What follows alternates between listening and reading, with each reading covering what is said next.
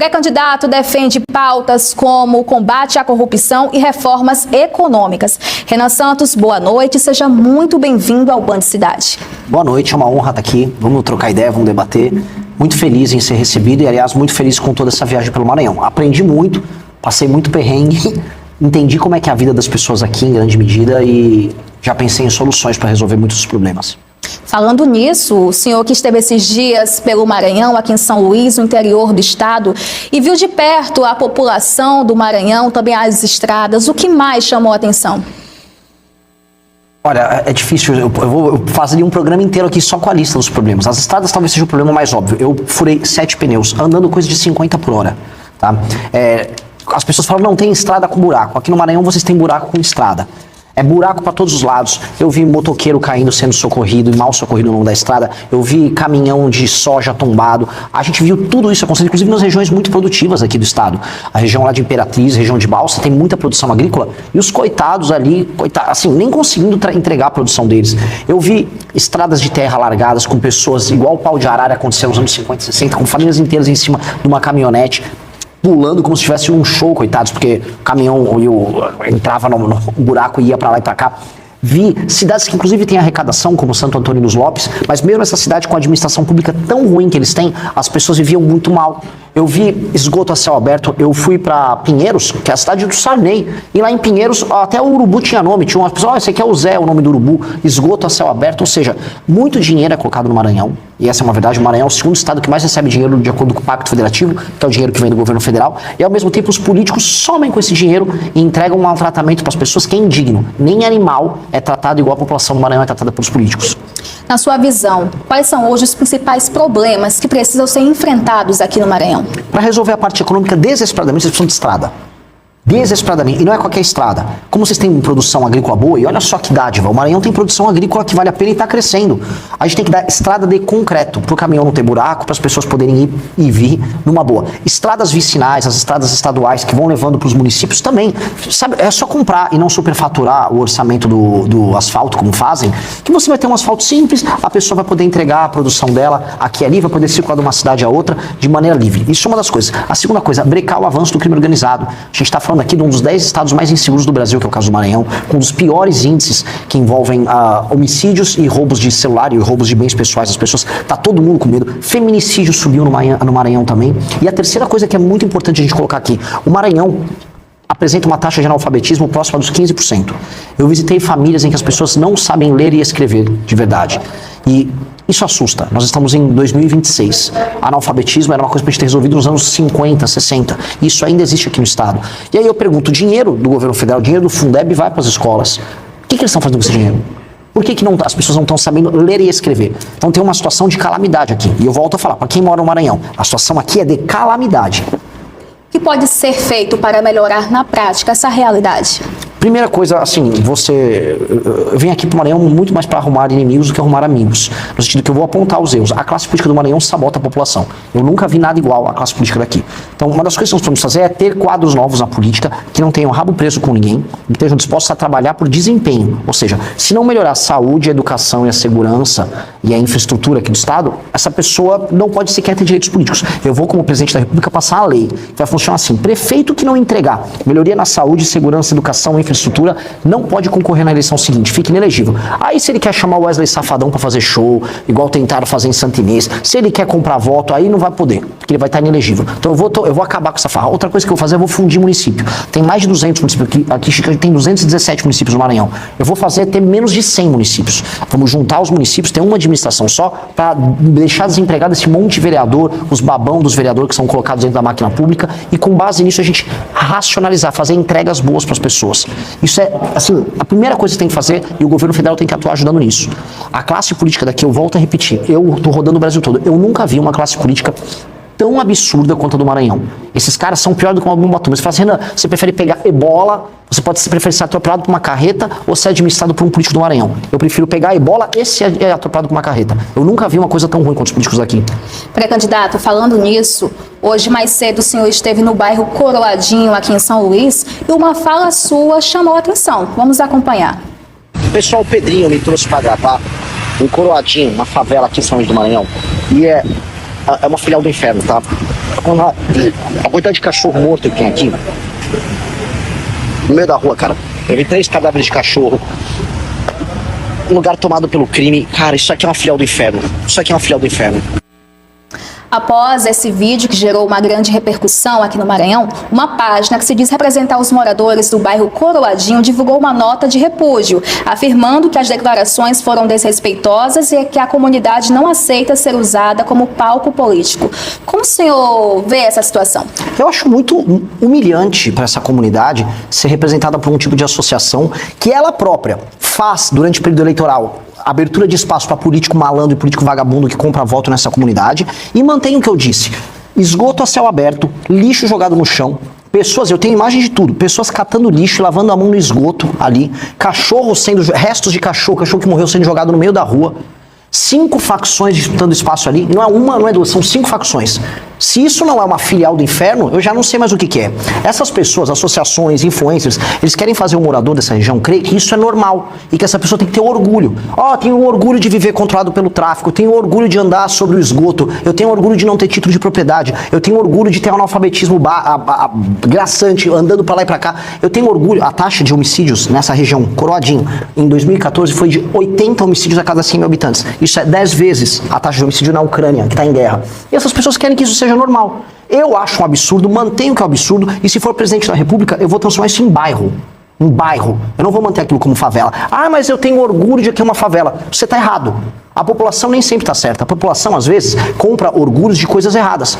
Ninguém tem que ter orgulho do que eu vi ali. Ninguém tem que ter orgulho do lado de um ponto de ônibus em que criança pega ônibus para ir para a escola, tem 5 cadáveres de cachorro morto e um homem estava trazendo uma sacola, um outro cachorro morto para jogar ali.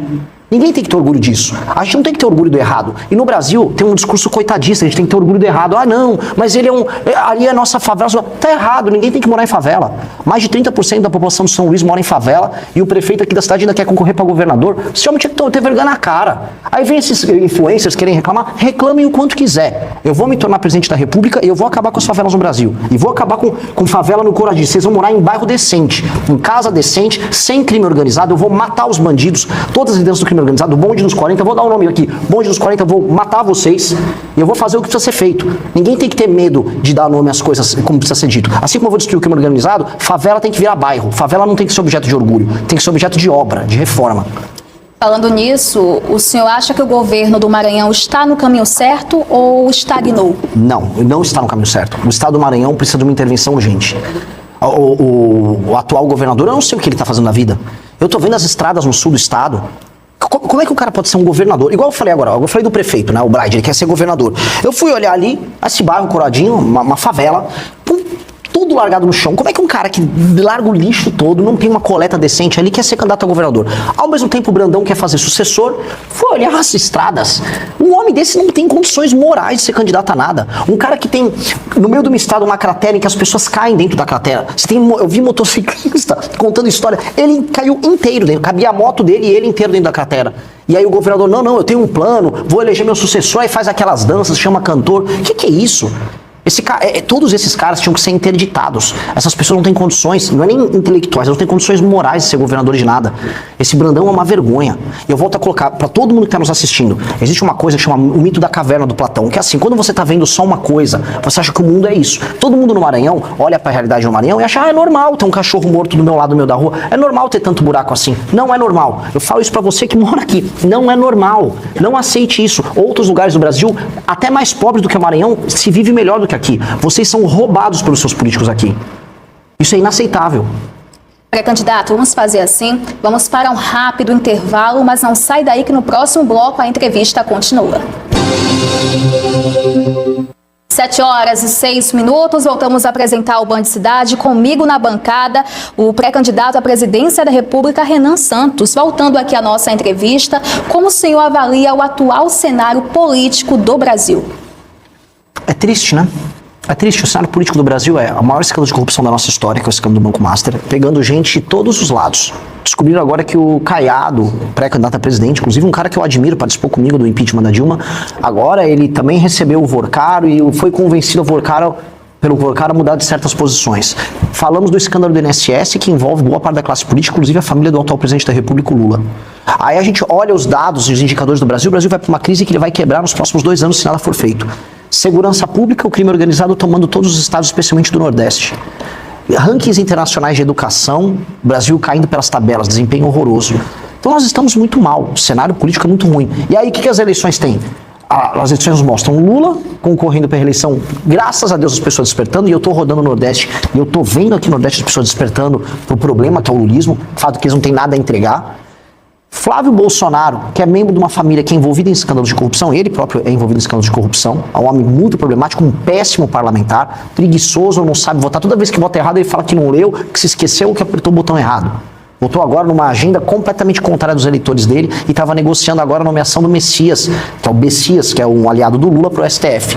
Ou seja, os nomes são muito ruins, infelizmente. Então o cenário do Brasil é se ficar o bicho come, se correr o bicho pega. Só que tem a gente para enfrentar o bicho. E eu estou rodando o Brasil para despertar as pessoas para esse problema que nós estamos vivendo. Falando em despertar, o senhor acha que ainda a população brasileira está muito presa ainda ao lulismo, ao bolsonarismo?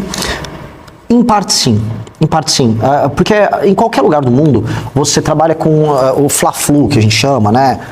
Você tem um ou é o outro, e é fácil pensar com essas categorias. A gente vai ver até em livros religiosos, tem Deus e tem o diabo, sabe? Tem Jesus, tem Lúcifer, você tem esse dualismo, e esse dualismo não tem que existir. O dualismo não tem que existir, primeiro porque o diabo não tem que ocupar espaço em nada. E o que eu falo para as pessoas é, de um lado você tem o capeta, que é Lula, e do outro você tem o Judas, que é o Flávio Bolsonaro, que é a família que trai as pessoas. Então nós temos que ter um outro caminho. E não é nem terceira via, é a única via. Quais são os problemas do Brasil, independente se você é de esquerda ou de direita. O que nós temos que resolver para ter estrada que funciona, para ter moradia, para acabar com as favelas, para fazer a economia crescer, para fazer as pessoas saírem do Bolsa Família. Eu não quero, assim, umas coisas que rolam muito, mas não é assim, não, um monte de gente na minha cidade está com o Bolsa Família. Eu não quero que as pessoas estejam no Bolsa Família. Falo olhando para a câmera. Eu vou diminuir o número de pessoas no Bolsa Família. Aqui no Maranhão. Marmanjo que tá ganhando Bolsa Família com 25, 26 anos, achando que é legal, só que vai fazer um bico, vou botar você para trabalhar, vai ralar. Vai ter frente de trabalho na tua cidade. Papo reto. Entendeu? E vamos fazer a atividade econômica crescer. Aqui no Maranhão, uma dica para as pessoas, o maior ICMS do Brasil, que é o Imposto de Circular Mercadoria e Serviço, é o mais alto do Brasil. Como é que um estado tão pobre como o Maranhão cobra o maior imposto e não entrega nada com esse imposto? Uma das piores educações, uma das piores sistemas de segurança que a gente tem no Brasil, está no Maranhão, e ainda cobra imposto tão alto. Então, o que eu falo para todo mundo é, se a gente focar no problema, chutar os ladrões que tem no meio do caminho, a solução está aqui. Tanto que o próprio Maranhão, o Maranhão tá fácil, tá? É mais difícil você crescer o Ceará, tem um clima muito mais complicado, a terra é árida, do que aqui. Aqui tem terra boa para tudo quanto é lado, tem energia elétrica, tem rios, tem água abundante, dá para desenvolver com agro, tem um porto muito bom, tem acesso ao Atlântico Norte, aos Estados Unidos, à Europa, ao Canal do Panamá muito mais fácil, dá para transformar o Maranhão numa potência. O problema é que tem um trabalho de profissionais. Os políticos aqui são profissionais, a começar o tal do Brandão. Eles são muito profissionais de deixar o Estado uma porcaria.